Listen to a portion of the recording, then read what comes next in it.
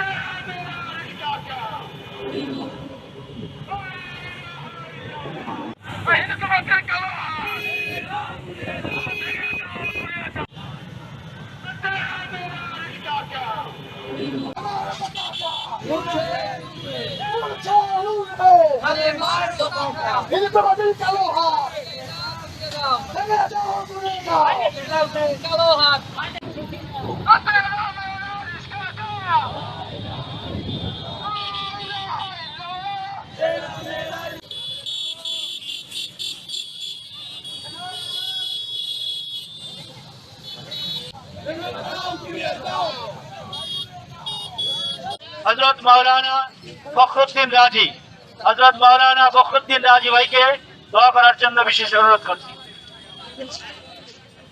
আসসালামু আলাইকুম ওয়া রাহমাতুল্লাহি ওয়া বারাকাতুহু। প্রিয় ভাইরা আমার, সময় সংক্ষেপ। এই পতাকা আমাদের, এই পতাকা মুসলিম অধ্যুষিত বাংলাদেশের প্রতিটি মানুষের হৃদয়ের স্পন্দন। এই পতাকার কোনো অবমাননা, এই পতাকার কোন ধরনের কোন হেনস্থা করার চেষ্টা যদি কেউ করে, মুসলিম তরুণ যুব সমাজ ঘরে বসে থাকবে না। প্রিয় ভাইরা আমার, এই পতাকা বদরের পতাকা, এই পতাকা উহুদের পতাকা, এই পতাকা স্পেনের কর্দোবায় উড্ডয়নরত পতাকা, এই পতাকা ওমরের পতাকা, এই পতাকা আলীর পতাকা, এই পতাকা তরুণ সমাজের, যুব সমাজের, ইসলামী যুব সমাজের পতাকা। সংগ্রামী তৌহিদি জনতা, আমরা সকল ভেদাভেদ ভুলে আমরা এই পতাকা দলে এক হতে চাই। এই পতাকা আল্লাহর একত্ববাদের পতাকা, এই পতাকা রিসালাতের পতাকা। আসুন দল মহোৎসব নির্বিশেষে। মিছিলের উদ্দেশ্য হলো, বর্তমান সময় সারা বিশ্বে যখন ওয়ার্ল্ড কাপ অনুষ্ঠিত হচ্ছে, আসলে এগুলোতে আমরা মুসলমানরা আমাদের মূল যে নিশানা, কালিমার যে নিশানা, মুসলিমদের নিশানা, সেই নিশানাকে আমরা ভুলে আজকে আমরা বেজাতি, মানে যাদের সাথে ইসলামের কোনো সম্পর্ক নাই, তাদেরকে নিয়ে আমরা মাতামাতি করছি।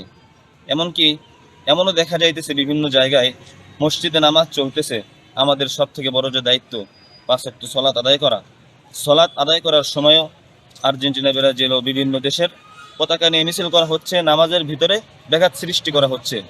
কিন্তু আজকে আসলে দেখেন, আমাদের মুসলিম দেশ বাংলাদেশ একটি মুসলিম দেশ, এখানে অধিকাংশই মুসলিম। সেই দেশে আজকে নামাজ চলাকালীন অবস্থায় মুসলমানদের পরিণতি এতটাই দুর্ভোগের দিকে চলে গিয়েছে যে তারা নামাজের গুরুত্ব না দিয়ে একটা বিধর্মী রাষ্ট্রের পতাকা নিয়ে তারা মিছিল করে নামাজের ভিতরেই ত্রুটি সৃষ্টি করে দিতেছে। তো